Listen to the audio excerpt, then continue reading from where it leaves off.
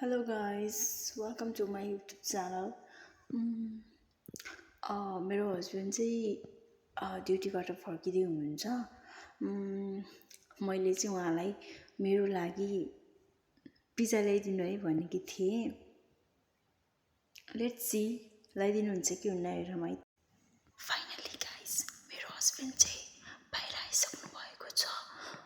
उहाँले मेरो लागि पिज्जा ल्याइदिनु भएको छ कि छैन, लेट्स सी हेरौँ है त। जस्ट वाइ पिज्जा ल्याइदिनु भएन? किन त ल्याइदियो होला। जहिले यस्तै भन्नुहुन्छ। साँच्चै नल्याइदिनु भयो? साँच्चै भन्नु न, नल्याइदिनु भयो? कस्तो हुनुहुन्छ हजुर त?